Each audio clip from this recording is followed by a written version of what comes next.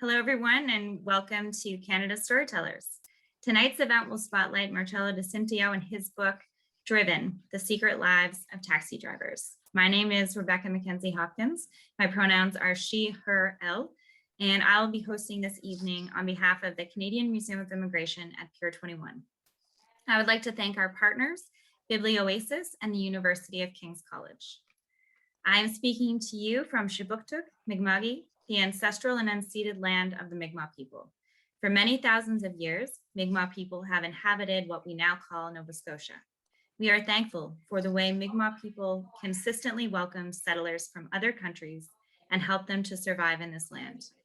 All Nova Scotians are treaty people, bound together by the promises of the treaties of peace and friendship.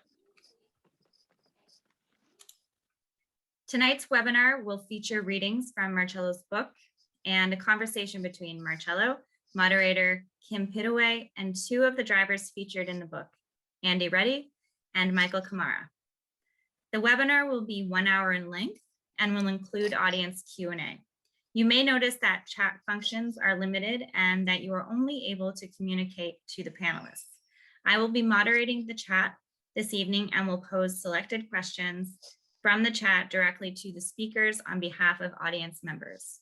Please note that not all questions will be selected. Anyone who asks a question will be entered into a draw to win a free copy of Driven. The museum's gift shop also has copies for sale, and attendees this evening may use the code Driven15 for 15% off. I'll put this code into the chat alongside the link to the book on our gift shop website. Now I will introduce you to two of tonight's speakers, Marcello Di Cintio and Kim Pittaway. Marcello Di Cintio is the author of 4 books, including Walls, Travels Along the Barricades, and Pay No Heed to the Rockets, Palestine in the Present Tense, both winners of the W.O. Mitchell City of Calgary Book Prize. His magazine writing has appeared in publications such as the International New York Times, The Walrus, Canadian Geographic, and Afar. Di Cintio has served as a writer-in-residence at the Calgary Public Library, the University of Calgary, and the Palestine Writing Workshop. And he teaches nonfiction writing at the annual Wordsworth Youth Writing Residency.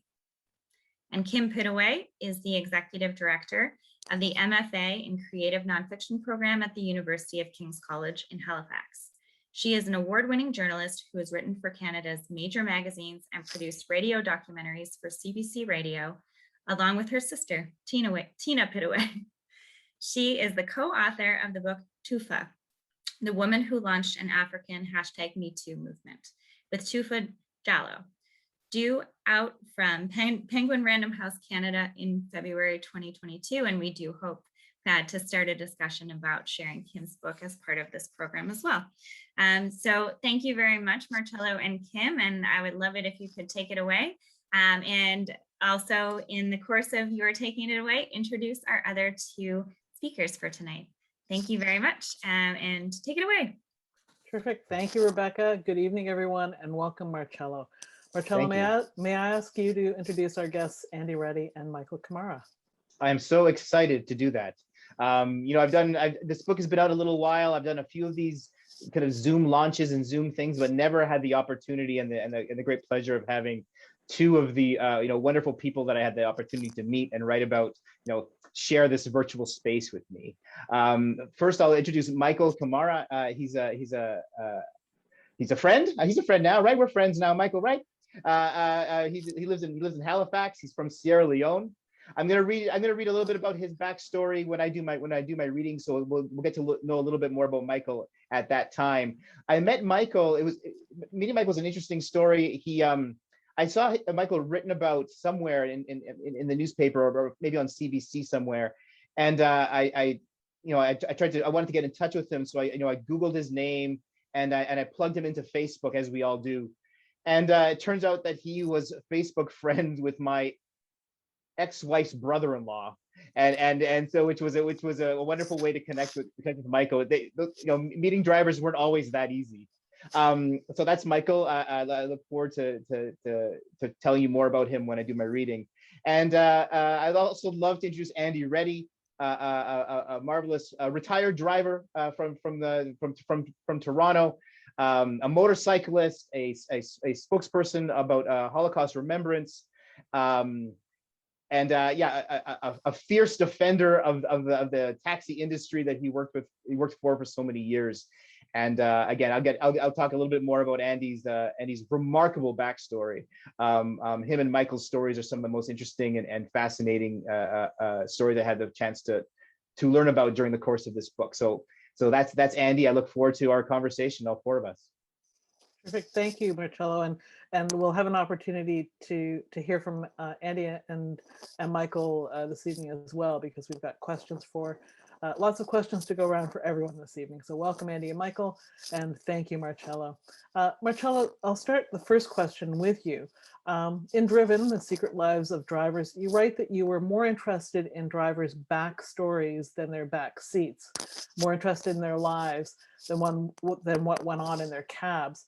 And as you point out in the introduction to the book, we often think we already know those stories, the stories of the seedy late night, sex and drugs and late night criminality of the back seat, or the stereotypes that we have about the drivers themselves. Those weren't the stories that you set out to tell, though. Can you talk a little bit about why you wrote this book and what stories you hope to discover?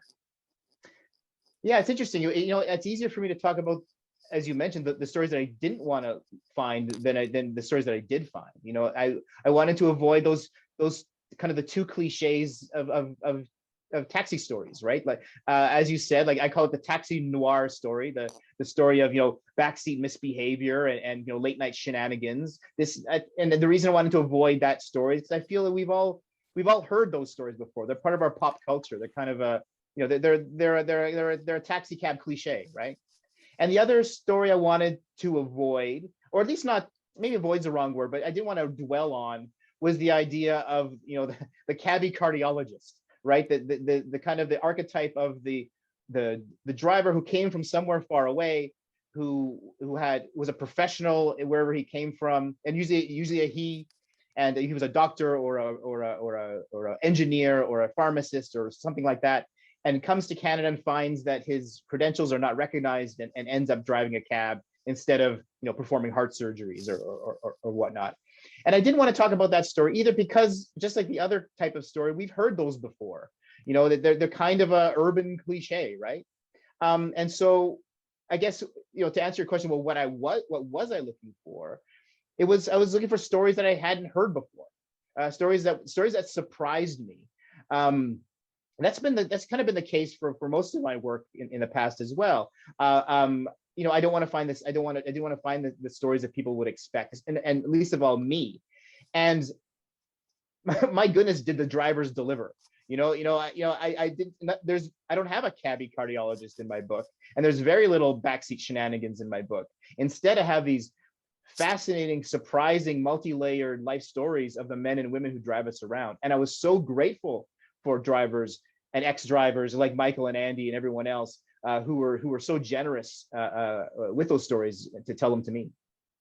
Can you talk a little bit, you mentioned how you connected with Michael. Can you talk a little bit about how you found those cabbies? I mean, it seems like, oh, well, easy, just go into a city and hop into a cab. But if you're looking for a range of stories and people who are good storytellers too, how did you find those folks? I set off. I had a poor decision at the beginning. My original idea was I was gonna contact the big taxi brokerage firms in the big cities and talk to the managers and ask about who do you know that I should talk to? Like what's one of your drivers who's got a great life story that I should seek out? And that got me nowhere. That kind of drivers are busy. Their managers are not, these big taxi firms, everyone doesn't know everyone's story. And quite frankly, the drivers would get nothing out of sitting with me. Taking time out of their busy day to sit with some stranger and talk about their life. Why would they do that, for a stranger?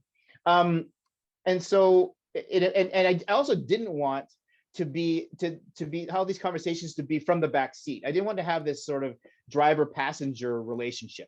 Right? First of all, that would be exceptionally expensive to have these hour-long conversations while the meter was running. But I also wanted the conversations to be more friendly and less a business transaction, right? So what I ended up happening is almost always it was finding the drivers through other people, like through third parties. I kind of cast the net out wide on social media. Like, do any of you know someone who knows someone who drove a cab? And so that's how I found a lot of these drivers. It was kind of people who were recommendations. And so that way, the drivers, they're more willing to talk to me if I came from someone that they already knew. And so that's how most of them happened. Very, very rarely was it the person driving me around was ended up in the book. That it didn't happen very much. Right. So Andy and Michael, this question then is for you. Why did you say yes? What made you want to say yes? Andy, maybe I'll start with you. What made you say yes to Marcello's request for an interview? Well, I've been, as Marcello said, I've been an advocate on behalf of the taxi industry for pretty well 3 decades now. You put me in front of a microphone and we're good to go. So how can I say no? So for you, it was an opportunity to share your concerns about what's happening with the taxi industry? As he just explained it, his approach was unique, interesting, and I don't say no normally to anybody, but the way Marcello presented it, it was intriguing. Now, did you expect, Michael, did you expect, Andy, that Marcello would also want to talk about your life history as well? It was a total shock to me. In his introduction, he actually does put it in that during my monologue, because that's what it was, I said to him, but we're not talking about the taxis. And he didn't want to talk about the taxis. As he said, he didn't want a front seat, back seat dialogue. So he had a unique approach. It was certainly interesting. And the way he bridged all the topics between the drivers and the events and spaces was truly, truly professional. I'm impressed. I really am impressed. That's great. Thank you, Andy. Michael, what about you? What made you say yes to Marcello's request for an interview? How did that happen? I know Marcello. Before Marcello will contact me, Marcello already know about my story, and Marcello might already connect with somebody, and somebody connect with me first and said, Michael, I'm sending somebody to you to interview you about your job, about your history. So, and that is my best friend. He's the man who made me today. I'm here. So he's the man that anyone that is sent to me, I have to say yes, because I did not know Marcello. How can I say yes to Marcello? How can I just accept Marcello? Marcello need to get somebody that know me more before I said yes. So that's the reason why before Marcello contact me, somebody already reached me. So as soon as Marcello said this, I said, yes, you are welcome. So that's the reason. And was it a surprise to you that somebody would be interested in your life, both as a driver, but also the larger story of your life? Well, for me, I know my situation. That's why. One, my history, the things that I've gone through in my life, and for me to be here, and for me to drive taxi rather than stay home asking government to feed me, you understand? So those are all a better story people want to listen to. You understand? So I know that Marcello will not only come to talk about the customer that I'm moving with around. He wants to know more about me, and he already gets some little bit information about me. He wants to make sure if this information are true, or how can I confirm those information are true. Yeah. Excellent, thank you.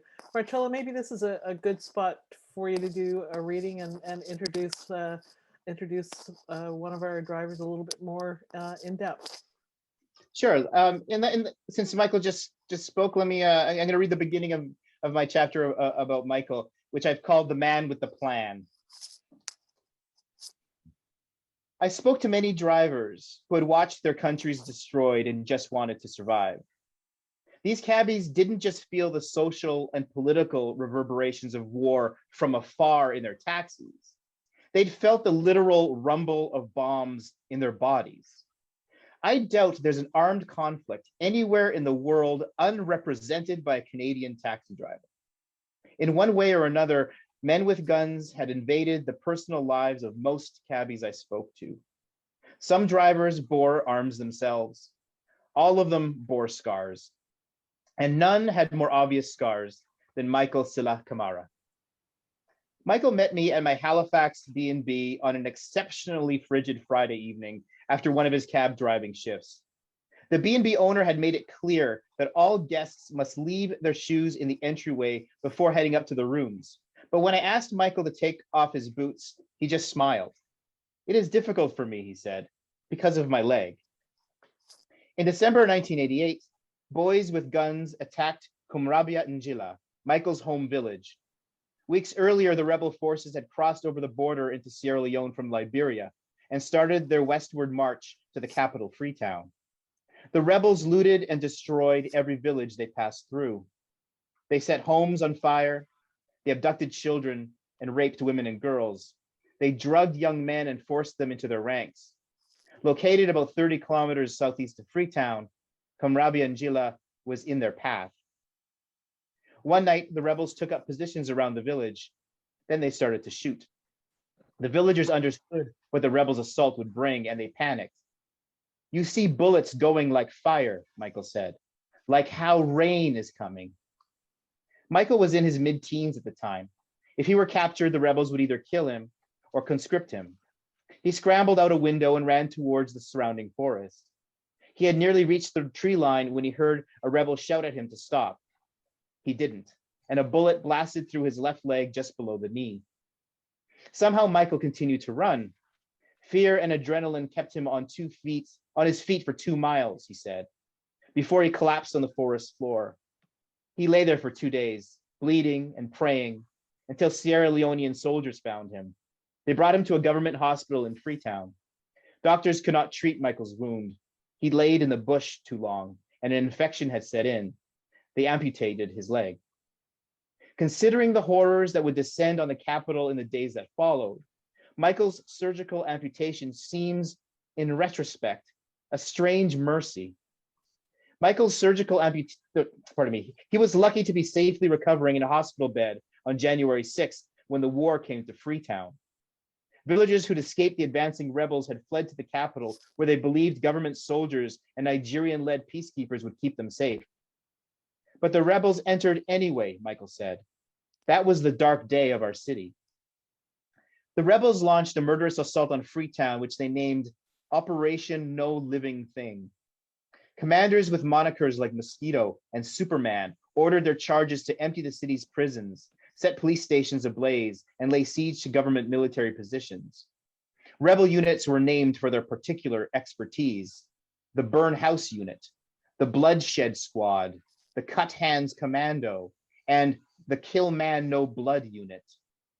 The death squads didn't distinguish between civilian and military targets. They killed entire families at a time, often burning them alive in their homes or cars. They massacred men, women, and children in churches and mosques. They gouged out eyes and flung people off rooftops. Rebels kidnapped girls as young as 8 years old and, in the words of a rebel who later testified at trial, used them as women. From his hospital bed, Michael couldn't see the bloody streets of Freetown, another mercy. But he could hear the boom of bombs dropped on rebel positions by Nigerian Alpha warplanes and helicopter gunships. The rebels started to withdraw from the city after 2 weeks of street battles. They lost many men during the fighting and craved revenge. Those that remained were like wounded lions, Michael said. They won't spare anyone they see now. The rebels hacked and slashed their way out of the capital and set entire city blocks on fire.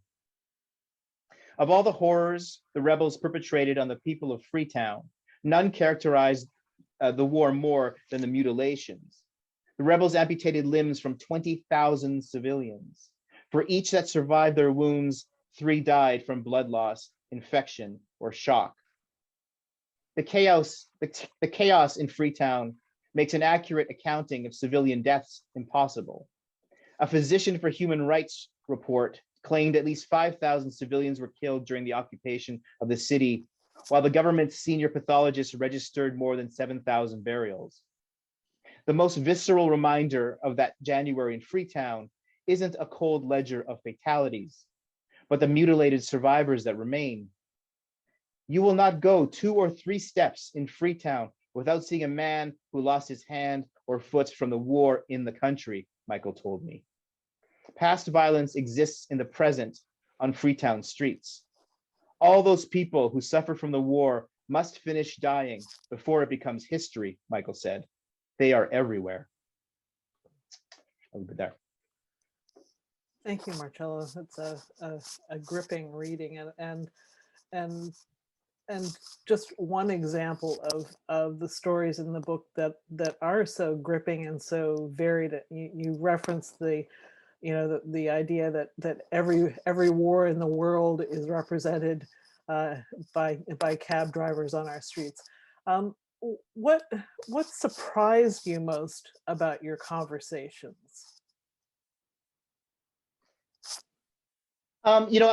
Often I was surprised by people's willingness to talk. I mean, I think I learned pretty quickly that there are 2 kinds of taxi drivers in Canada: those that don't want to talk, and those that don't want to stop talking. And I was lucky that I got to meet mostly the people from the latter camp. What surprised me is the layers of those stories, right? I read you a tiny bit of Michael's. I didn't tell you about his life in the amputee refugee camp. I didn't tell you how he started a tailoring shop. I didn't tell you how he helped found Sierra Leone's first amputee soccer team and how he played internationally, or how he, from Halifax, still supports youth teams back in Sierra Leone. It's those layers and layers of lives that I found so fascinating and so beautiful in a lot of ways.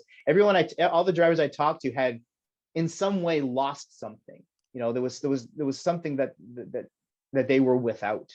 But with all the kind of the melancholy in their lives, there was both this resilience and this and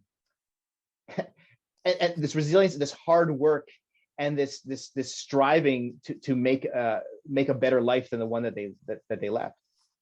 Yeah, and I will say that struck me so much about Michael's story, about Andy's story, about so many of the stories in the book, that yes, the resilience of it, but also a kind of hard-headed recognition of the fact that life isn't always fair, that you have to make a way, and sometimes you're making a way for your children more than yourself as well. That's part of this equation too. What surprised me too. So Kim, if I may, Yeah. other thing that the drivers all had in common, and it kind of all came together at the end of. I spent about a year, a little more than a year, with the drivers, meeting drivers, and one thing they all had in common was that they were. I think we can all understand, or at least we can imagine, how hard cab drivers work. The amount of hours they put in behind the wheel. We get that. We can understand that. We can also imagine the garbage that they have to deal with. The drunks and the bigots and everything else that is going on in their cars. But what surprised me was that every driver I talked to was some kind of genius in their own way, right? They had figured stuff out for themselves, and whether that was just navigating a series of low-paid jobs in Canada to raise a family, or whether it was in the case of one other Halifax cabbie who evaded military prosecution by hiding himself behind Iraq's military bureaucracy. They all were just so smart. Everyone was such a chess master, and I think that we don't. That's not something we automatically associate with people, with drivers, or in anyone in kind of these kind of blue collar jobs. Is the level of practical intelligence that all these drivers showed. I was utterly envious of it. I didn't envy their work ethic. I'm a writer. I don't work that hard, but I envied their remarkable intelligence and problem solving skills. They're all geniuses. And that came through as well, I think, in Andy and Michael's stories.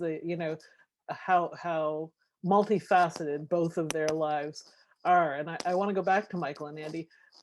Michael and Andy, your stories are very different from each other. Although Rebecca from Pier 21 pointed out to us that you both arrived in Canada almost exactly 50 years apart. Andy, you arrived in Halifax from Hungary aboard the MS Berlin in January 1957. And Michael, you and your wife and family arrived in Toronto by air in January 2007. And of course, you both spent lots of time behind the wheel of a cab, but there's so much more to your stories, to your lives than those two facts. Michael, maybe I'll ask you this question first. What do you want readers to understand about, I guess, about drivers generally, but what do you want readers to understand about your story? What's important for you, for those readers to understand about you? Well, well, if I can put it this way, what I want people to understand about my story, or for me to drive a taxi, as an immigrant, as a disabled person, my goal is to see that I will able to help my family, my kids. And secondly, I came from a country that there's a lot of struggles, and I can say I'm lucky today I'm here. And always I tell my kids, I said, you guys are blessed. I said, that was my prayer. After I lose my leg, I suffer all kind of, I gone through all suffering from the war. My prayer was, God help me. My kids will not see the pain that I go through, so that they will be in a place that they will be blessed. And God bless me to get that opportunity from a good friend who is a Canadian that helped me to come to Canada. So those are my big, my reason. Always I tell people, it was 2 days ago, I was an example. I was having a customer in my car, and this customer experienced a mental problem. She's about to go to the mental hospital, but she does not know the place where to go. She told me, she said she's going to the emergency hospital. I said, that's perfect. And I asked the dispatcher said, she's going to this place. So I asked, but I did not understand. She dressed so nice. And I asked the lady, I said, are you going to your job this time? Because it was 1 o'clock in the morning. I said, are you going to do your job this time? Or are you going to work this time? She said, no. She said, unfortunately, I'm the one who is going there. I said, why you said unfortunately? She said, she does not expect this in her life. I told the lady, I said, it's okay. I said, life is like that. I said, sometimes you don't know what other people are experiencing, what people have been facing. I said, you see yourself that this is too much for you. I said, but just ignore the bad and think about the good. I said, everybody has a story. I was talking to the lady until we reached to the hospital. The lady, she said, your message are helpful to me. Life is like that. Kim, my story, what I want people to know that about my story is taxi drivers, they have different stories. People driving taxi is not idle, because most people, they have their professionals that they already be a professor in their countries. But when they come back to here, they did not recognize their field.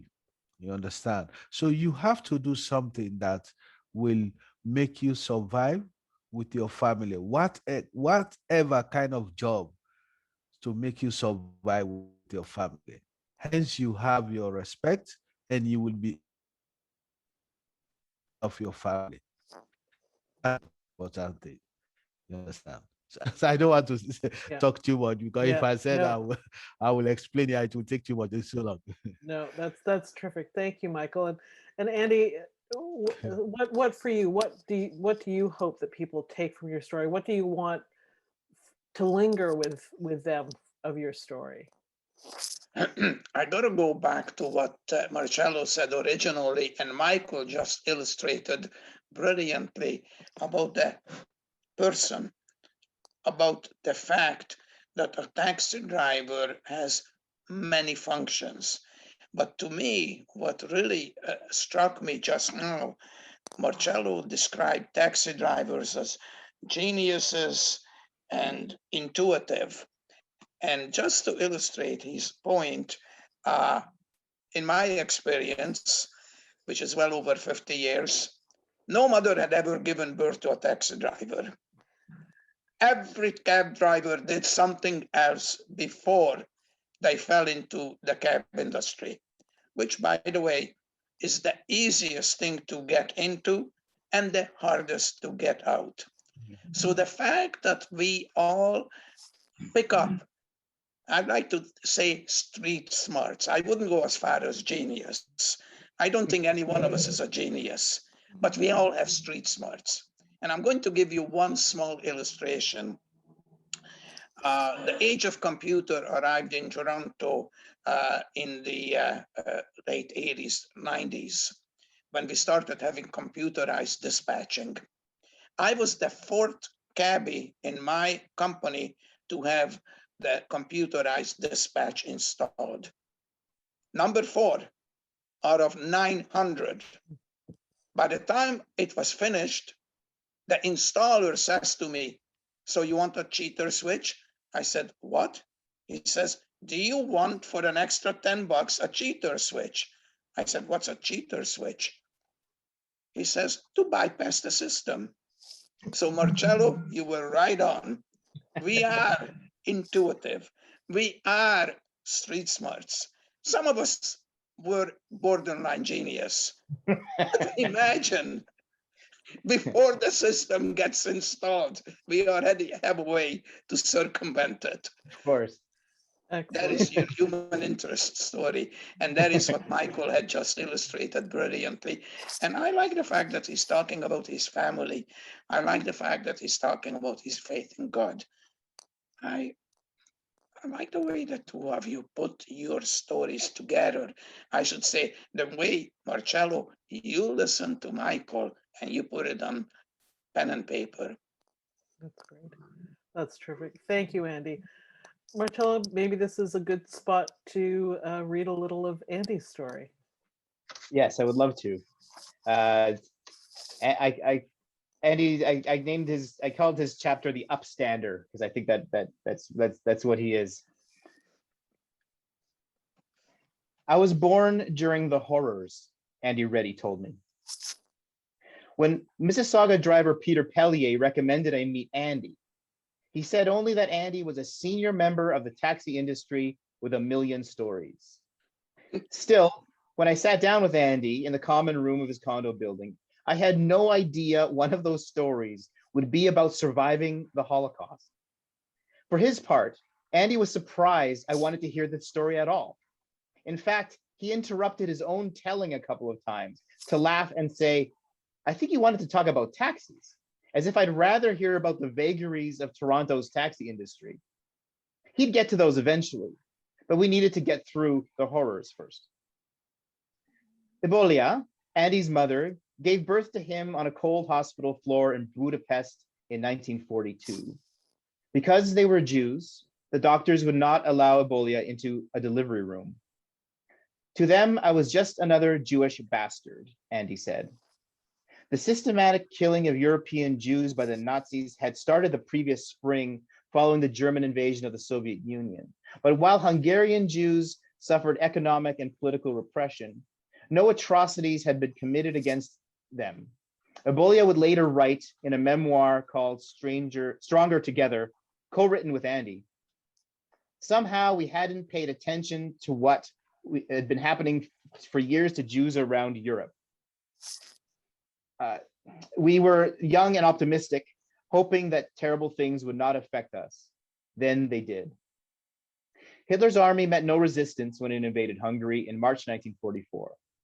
After Hungary's regent, Miklos Horthy, invited the Nazis to cross the border, they quickly deported all Jewish men between the ages of 18 and 60, including Andy's father, Zolty, to forced labor camps. Ebolia and Andy moved in with Zolty's parents, Henrik and Janka. Ebolia's own parents having already been shipped by cattle car to Auschwitz, never to return. Neither did Zolty. Under Nazi occupation, all Jews over age 6 were forced to wear a yellow fabric star on their chest. The Nazis also affixed yellow stars on the buildings where Jews were permitted to live. Hungarian Jews could not leave their homes except for 2 hours in the evening and were banned from most public places. Along with dogs, they were also banned from many stores. When Horthy signed an armistice with the Soviet Union and withdrew Hungary from the war on October 15th, Ebolia and the rest of Budapest Jews tore the yellow stars from their chests and trampled them underfoot. Their joy, though, would be brief. The Hungarian army ignored the armistice, and the fascist Aerocross party launched a coup the very same day. Their leader, Ferenc Szalasi, became president. Szalasi was bloodthirsty, Ebolia wrote. He swore he would help the Germans annihilate the Jews. Police and swastika-adorned soldiers stormed Ebolia's apartment building the day after the coup. Every Jew down to the yard, or I shoot, a soldier yelled. Ebolia lifted Andy from his bed. She grabbed his coat, a blanket, some apples and crackers, then joined a crowd of hundreds of Budapest Jews. Most were women and children. The men had already been shipped to the camps. Soldiers marched them to an open field where they instructed everyone to toss their valuables onto a blanket spread on the ground and to hold their hands up to show they were bare of rings and wristwatches. Ebolia managed to hide her wedding ring in Andy's coat pocket. Then, with their hands still over their heads, the captives continued their forced march. Onlookers lined the route and spat on the captive as they passed. Someone in the crowd punched Andy's grandfather in the face and crushed his eyeglasses. Someone else snatched Andy's blanket from Ebolia's arms. The procession ended at the Tattersall racetrack and arena. Jews continued to arrive throughout the day, and the crowd inside the arena swelled until there was nowhere left to sit. Ebolia and her family spent 2 days at the racetrack without food, water, or shelter. At 3 o'clock in the morning on the second night, soldiers switched on the arena lights and announced that the assembled crowd was allowed to leave. But as the crowd moved towards the gates, German soldiers started firing bullets randomly into their backs. Everyone panicked. Many were wounded and killed, Ebolia wrote, but somehow we got home. The soldiers took Enrique away to a labor camp a few days later. Fearing she'd be taken soon as well, Ebolia hid with Andy at a Red Cross facility set up to house children whose parents had been murdered or taken to the camps. Ebolia hoped to find a bed for Andy, but the shelter was already filled beyond capacity. More than 3,000 people, mostly sick and orphaned children, were crammed into a shelter designed to house 600. Ebolia managed to find an empty corner in the shelter's cold cellar. She spread her coat on the floor and laid Andy down on top of it. They stayed there for 2 weeks. Ebolia brought Andy home when he fell ill, but they returned to the shelter with Janka and after Ebolia heard rumors that police were rounding up the rest of Budapest Jews. Indeed, the police soon discovered Jews hiding in the shelter. I was sure our fellow Hungarians had denounced us, Ebolia wrote. On December 3rd, soldiers circled the building and commanded everyone to come out into the yard, where they robbed the terrified Jews of whatever jewelry they had left. Ebolia slid her ring into the back of Andy's diaper, hoping the soldiers wouldn't look there. For the second time in less than 2 months, Ebolia found herself on another forced march through Budapest. The soldiers led everyone to a stadium where they were divided by sex, then again into old and young. Any child over a year old was to be left behind. Andy was 2 years old, and Ebolia watched horrified as soldiers ordered mothers to place their children on the ground and walk away. Ebolia tried to conceal her age by tying a black kerchief over her head, but an attentive soldier shouted at her to put Andy down and join the group of young women. Quaking, she obeyed. Andy screamed until Janka picked him up. Yanka then chanced upon a policeman she recognized from her hometown and begged him to help them. He pointed to the line of young people and whispered, "Whatever you do, don't get mixed up in that group. They're going to Auschwitz." The officer then made a show of ordering Yanka and Obolia to join the older group, thus saving them from the gas chamber. Andy would later say that every Holocaust survivor owes their life to the kindness of at least one stranger.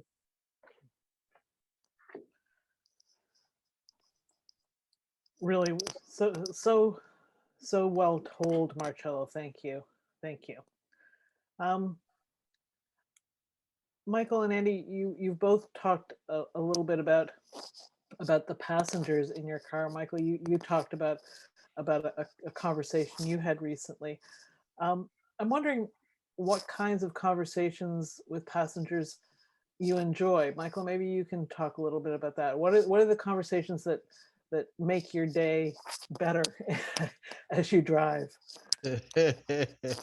Well, well, for me, there are many conversations we discuss in the car, because especially when you work nights, there are some weird conversation that you don't want to uh, involve too much, but you just have to listen to some of them. Some people will bring a topic that sometimes you change the topic through by weather, through by other discussion.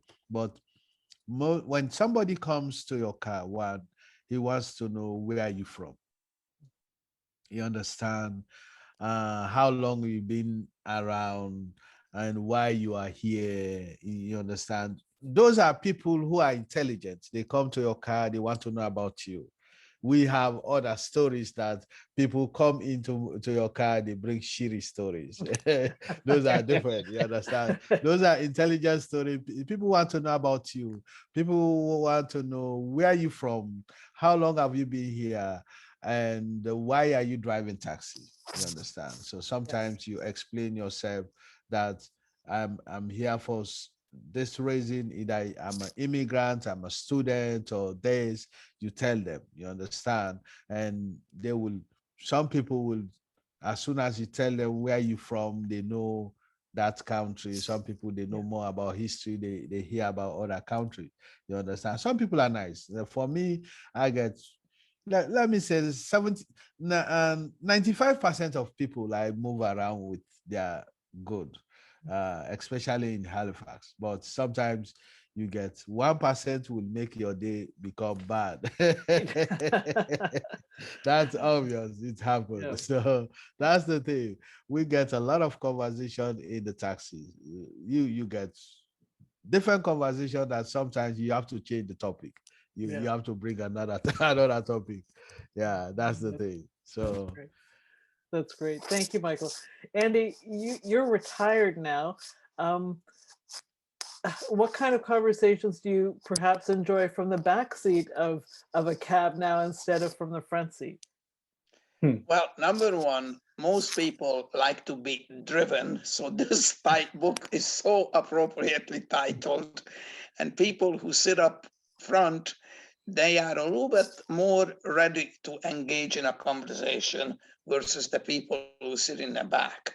But just like Marcello and Michael now illustrated, I also like the human interest story. Cab drivers do have a habit of hanging around in coffee shops, restaurants, and some cabbies would like to describe the fare that they took from point A to point B. That had never interested me. I want to hear the human interest story, just like Michael. I do agree with Michael. 90% of the people are good, and the remaining 10% is not necessarily bad. They just perhaps are not as aware of the fact that they have good potential. The people who will skip paying, the people who will be insulting, the people who will not treat you with respect, they are the minority. Majority of the people are good. So as a driver behind the wheel for 13 years, yeah, I came across almost as much as Michael. And the reason not quite as much, because I tended to drive mostly in the daytime. But at the beginning, I was putting in 14, 15, 16-hour shifts. So I did drive at night. And my preference has been not to drive at night. Yeah, that's great. Thank you, Andy. I want to leave some time for questions from our audience as well. So Marcello, maybe I'll end with this question for you. We've talked about the stories that you heard from the drivers and the conversations that you had and the things that you learned from them. But I'm wondering, what did you learn about yourself in these conversations? I've learned that I've never worked as hard as any of these guys, ever. There's that. There's, I think I learned, all my other books to this point have involved me traveling to some faraway place, finding stories out there, and then bringing them back to Canada, right? I wrote about West Africa, I wrote about Iran, I wrote about Palestine. And I guess what really struck me early on in the process of writing this book, or at least what I was reminded of, is that we are surrounded by amazing stories all the time. I don't have to fly somewhere far away. I could find just as many stories on the cab ride to and from the airport. And I think, it's not just cab drivers who have these stories, right? I mean, I'm sure the person who pours our coffee at the Tim Hortons, the person who bags our groceries, what this book taught me is that we are surrounded by people who have lived these epic lives, who've undergone these amazing journeys. They've lived, they've loved, they've suffered trauma, they've overcome great obstacles. And that doesn't mean that we should, or I will, or anyone should just constantly, hit up strangers for their life stories, right? That's not what I'm suggesting.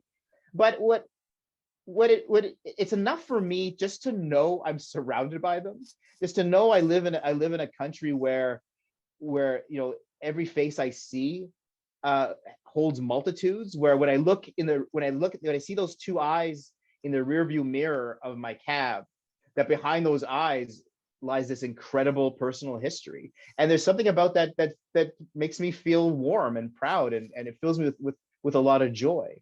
I also learned, but I mean, Canada is not a perfect place. It's certainly, we don't need to go back. We need to go less than a week ago with news from Kamloops to realize the kind of the sins of this place. A lot of the drivers I met, as grateful as they are to be in Canada, this is not paradise for them. The things that they've endured here. And so I think what also changed in me too is that inborn Canadian smugness.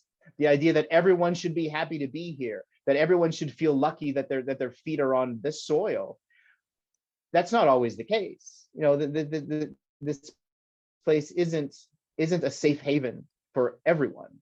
And I think we should be reminded of that too. It's a place of great stories, but they're not always positive ones. Thank you. There's a line in the book, Marcello, where you say that the cramped driver's seats can't contain their stories, and I just thought that was such a terrific summation of the range of stories that you discovered and brought to us on these pages. So thank you. I'm going to hand things over to Rebecca, because I know that she's wrangling some questions from the audience, and we'll open the floor up to those. Rebecca. Great, thank you. And this has been really amazing. I'm just so thankful that all of you were able to join us tonight. So thank you again. So we have a couple of questions from the audience. The first one is these are from the Q&A, so they're anonymous, but one of them is for the drivers. How well do you get to know other cab drivers? Is there a sense of community to share your histories? And as Marcello said, the losses or other places you had been before you got here. So what is the kind of sense of camaraderie among drivers? So I don't know who wants to go first. How about Michael? Michael might be frozen. your question? Could you repeat it again? How could I know Yeah. other drivers? Yeah, so how well do you know the other drivers? Is there like a sense of camaraderie Well- with the other drivers around here? Well, you know other drivers, like now we have a taxi company. You know drivers by going to the office. You met Mhm. with drivers. You met with drivers on the street. Sometimes on your less busy time, you can park close to a driver and you can talk, and you will know many people that maybe you come the same country or the same part of in Africa, either West Africa or any other thing. That's the way I know other drivers for me. And Andy, what about you? What was it like Well, sort of back in the day, I guess? It's Okay. been a little while for you. okay, forgive me. I'm going to give you a two-part answer.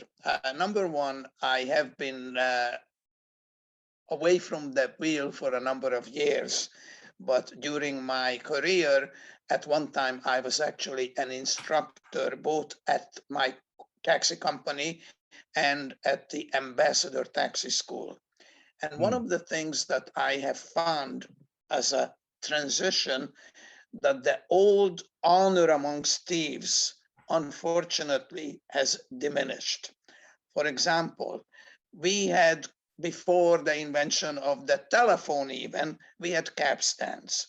So one of the rule is that if you're lining up at a cab stand and the back of the line is closer to the passenger, that driver would direct the passenger to direct that person to take the first cab. Sadly, that ethic over the years has disappeared. Now, this is not because of the ethnicity of the drivers, but because of the competitiveness. Now, in addition to that, we tend to be congregating and feel comfortable with our own kind. So Michael naturally will feel much more comfortable surrounded by people from Sierra Leone than he would be from Hungary. That's human nature. There's nothing wrong with that. But the problem is that sometimes we import our baggage from the old country. And I found this to be extremely problematic here in Toronto, even at the time when I was an instructor. Now, certain cultures have certain behavior patterns, and the licensing commission will not allow that. The licensing commission will say, you're a cab driver, you have a license, you have to follow the rules. However, as human beings, as cab drivers, we still keep our individuality. So I can see both sides of the coin. Thank you both for those answers. Very interesting and kind of different times too. So we have another question, and this one is for Marcello. Was there a specific cab ride that gave you the idea to write the book? No. Next question. No, no, it wasn't that at all. Like, you know, I think I'm as guilty as a lot of people, maybe most, who I usually get into a cab. It's usually after a night out, and I kind of slump in the back seat. I give the destination where I need to go, and then I dissolve into my phone. You know, I think what a lot of people do. You know, I admit I don't engage with the driver as much as I probably should. Although that said, I also talk to a lot of drivers that really don't need to have a conversation. They really don't need to have a conversation with every passenger who gets in their back seat anyway. So it wasn't a cab ride that that wasn't the engine behind this book. It really was it was about the seeking of stories and the idea of thinking of what I was missing when I dissolved into my phone, and then going on and trying to find those stories that way. It's a great question. I've had memorable cab rides in my life, of course.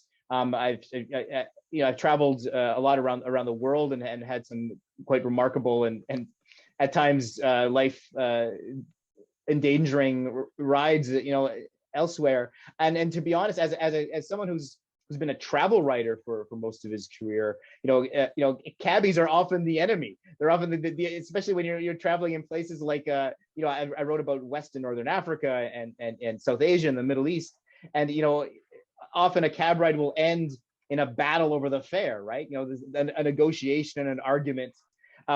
So I didn't have, and forgive me, Michael and Andy, I didn't have before I started this project. I do now. But cabbies, I always felt that they were kind of like my nemesis as a travel writer. So it wasn't the cab, it wasn't a ride itself that got me inspired. It was my desire as a writer to find stories I hadn't heard before, and that's where it all came from. And in fairness, you do also say that in the book that you had contentious drives early on, and then decided to do this project, not as a result of that, but kind of alongside those feelings. The first line of the book is, "I hate taking taxis." That is the first line of the book. You put it all out there. No longer true. I have a question for Marcello. Oh no, Michael, go ahead. Please. Do you think? I just want to ask Marcello, being that he wrote this book, now he can get a free ride of taxi in Calgary. Well, expect when I come to Halifax, you'll drive me back. It's so funny. It's funny.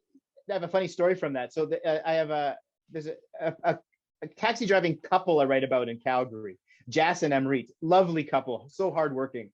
And so because of this book and because of my interviews with them, I have their phone, like I have their personal phone numbers, right? So one night I was out and I needed a cab. And so I text Jas. I'm like, "Hey, you working tonight?" And she's like, "Yeah." And I'm like, because I need a cab. I need a ride home. And she's like, "Well, where are you going and where are you coming from?" And I tell her, and she's like, "Nah." It wasn't a good enough fare. Like if I was going to the airport, maybe, but I was just going. It was a short trip. Even though I wrote a whole chapter about her and her husband, that's not enough. That wasn't enough to get a ride. Not even a free ride. She's a businesswoman. She's just absolutely trying to do her business. Yeah. But I got to jump in. You see, that is what a cab driver is not allowed to do. Yeah, I know. To the rules and regulation, you got to accept all fares. So, I see. and we're talking about a kind of an overlapping as to personality, culture, etc. But rules are rules, and sadly, sometimes we don't keep them. Now, forgive me once again to jumping in. I did read a question at the Q&A about no mother giving birth to a driver, and the question was, what attributes you must have as a cab driver?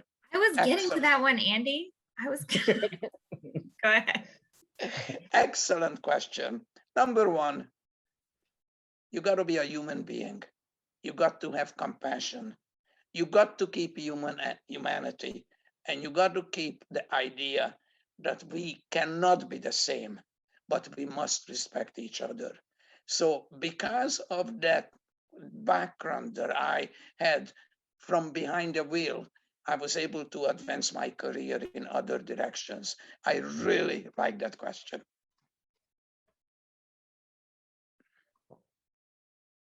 And Michael, do you have anything that you think that you want to add to Andy's assessment of the attributes of cab drivers? Well, for me, if I could say, as a cab driver, I do taxi. I learn a lot, and I connect. And taxi helped me with my speaking, with my relationship with people, and how I should treat human being, both men and women, how I should treat people that I don't know before, you understand? So it's a job it's a hard job, but it's a job that you will get a lot of experience, you connect with people, and you know place that also. So I enjoy, but now job is because it's mess now for our city. Hmm. Thank you very much. Thank you both for those answers. We do have one additional question from the chat, and I see we also have a hand raised. To the person whose hand is raised, I don't know if you mean to do that, but if you do, if you can just type your question into the chat as well, then that would be great. Unless there's a technical question or something else, but yeah, it'd be awesome if you could just put that into the chat. So our other question is, do passengers really not pay attention to the driver? And this person says, and this is Henny, and they say, I always try to engage with him or her to show interest. But Michael and Andy, do you or did you get a lot of passengers who just really didn't show any interest and didn't really care about the driver? Oh yes, sometimes you get a passenger that don't even want to talk to you. When they said, this is where I'm going, you keep on asking that passenger, he will get upset. You understand that? Always they tell you, you don't have a GPS or you don't know where to go, how long you have been here. You know, they ask you, those are questions they will ask you, you know that this person, I don't need to continue to talk to this person. You know, those are the things. We got customers that they come to your car. As I said before, they want to know about you. Where are you from? What are you doing? You have a family, you know, all those kind of things, you know. Some people are so nice, but some people no. Yeah, that's for sure. Well, not Henny. If you get Henny in your cab, definitely we'll be chatty and find out more about you. It's true. Okay, thank you. I wish to have a like, I'm muted. And Andy, what do you think? I agree with Michael and Marcello. Once again, make a very dynamic duo here, because my experience precedes the telephone, the GPS. My experience goes back to the time that you have to know the city. And in order to avoid potential conflict that Marcello made reference to, even though I know the direction, as a safety measure, I will ask the passenger, is there a particular route you want me to take? And if they say, yes, go this way, that way, I will follow. If they say, take me the shortest route, that is my job. That is my duty. I know, I think we've had a bit of a technical glitch with Andy. Oh no. Well, hopefully he can come back and continue. Oh, there he is. There he is. Okay, so the fact is that some people, as Michael said, yeah, they will want to talk to you. Some people don't. You have to know when to hold it and when to fold it. So if they want to talk to you, fine. If they don't, don't. One of the things I was teaching in my cab driver course was that a tip is not something that you get automatically. A tip is something you have to deserve. And if you handle that passenger with respect and professionalism, your chances of a tip are always better than if you just sit there and be in your own world. So yeah, it's people skills. And we have one more question from the Q&A, and I think we may have to wrap pretty soon. We are a little bit over time, but I know we started late. My fault. Not your fault at all. I think everyone has been verbose in the best possible way. So the one additional question that we have in the Q&A, and then we will ask for final questions, is I'm dying to know if the cabbies prefer customers talking to them or no. Good question. So Andy, let's start with you. It is their choice. While they are in my cab, I am to serve their need. It has nothing to do with my mood. It has to do with serving the passenger. If the passenger wants to talk to me, and treat me with respect, of course I will do it. But I will not force a conversation on a customer. It's plain and simple. Thank you. And Michael, what about you? What do Yeah, you for prefer? sure. For me, I really want to discuss with the customer. It makes the distance short. It makes like everything, we know ourselves, we connect. Sometimes we become friends by talking, all those kind of things. I always like customer to talk. I always, if you come to my car, I greet you. I ask you where you going. I don't say nothing. If you start talking to me, that's the time you just leave it now. I will be talking. But if you don't talk, I just keep quiet. Yeah. So that's the thing. I love people talking to me. That will help my English to become more better. I'm definitely Or a as we say, chatter, so as and we I've say in the probably old been country, here. Sorry, go as we, ahead. as we say in the old country, much more better. Definitely if I've been in your cab, Michael, which I may have been over the years here in Halifax, I was talkative. So I can almost guarantee it. I kind of want to know what's going on with the drivers when I'm in the cab. So we're going to see if there's any more questions. So I'm just going to put it out once more to the audience just to see if anyone else has any burning questions that they want to know.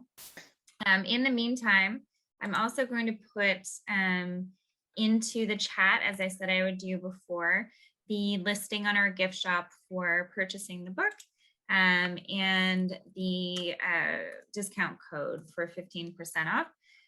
So if anyone would like to purchase the book from our gift shop, we do have copies available. Conversely, there are a few other great local bookshops where you can probably purchase it, but I do encourage you to buy it from the gift shop, and Malcolm and Stephanie, our team there, would be glad to take your order. They do ship for a $5 flat fee across Canada, and you can, if you're local in Halifax, you can do a pickup from the shop. The museum does reopen tomorrow to the public, and the gift shop will be open at that time, so you can go in and also just purchase the copy without even having to do it on the internet. A thing like that. Very interesting. I know it kind of feels weird. But yes, I'm not sure if we have any more questions. I don't think we do. I just want to say thank you again to all of you for being here. As I said, over the last few days, I think this program is something that we would love to potentially repeat in person for our local audience here in Halifax. I think it has been wonderful getting to know these stories. And Marcello, as I told you, these are stories that were kind of uncovered that I think a lot of people will be so happy that you discovered and told. And Kim, you've done such a wonderful job of drawing out all of these answers from everyone tonight. I think we're very lucky to have you to moderate. And of course, Andy and Michael, thank you so much for being here and taking time out of your busy lives as well to tell your stories and to share. And thank you to Biblioasis and to the University of King's College. And Andy, did you want to add something? If I may, just in closing, for a little bit of levity, especially for my friend Michael. As I mentioned to you, when I was teaching a course, I always made a point to make sure that a taxi driver earns a tip. So forgive me, I'm going to give you my best ever tip getter joke.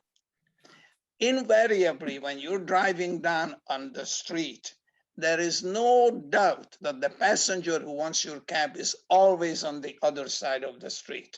If you're going south, sure enough, you're going the wrong way. So the only thing you can do is make a U-turn.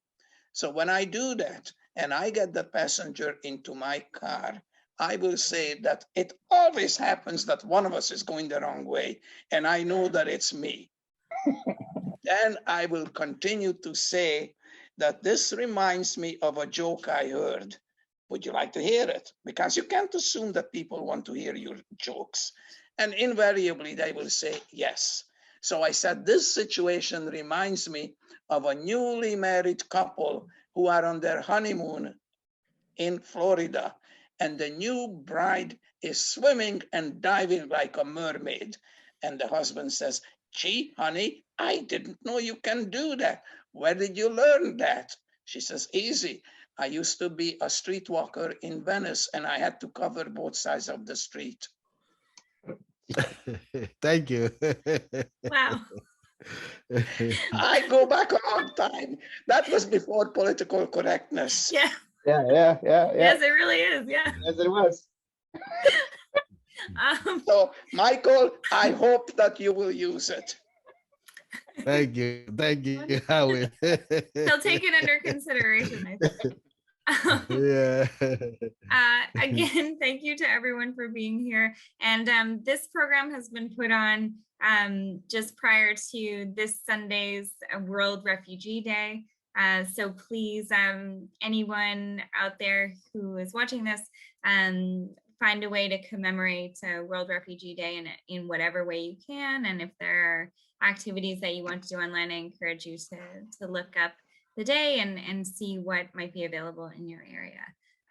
So thank you again to Marcello, to Kim, to Michael, and to Andy for being here. Thank you to Biblioasis, and in particular, Michaela, Stephen, and Dan Wells. And thank you to everyone that I work with at the Canadian Museum of Immigration for supporting this program. And thank you to the University of King's College for lending us Kim and her skills. So thank you so much. And everyone have a wonderful evening. And hopefully we'll see you soon. Thank you. Thank you so much. Thank Thank you, everybody. buddy.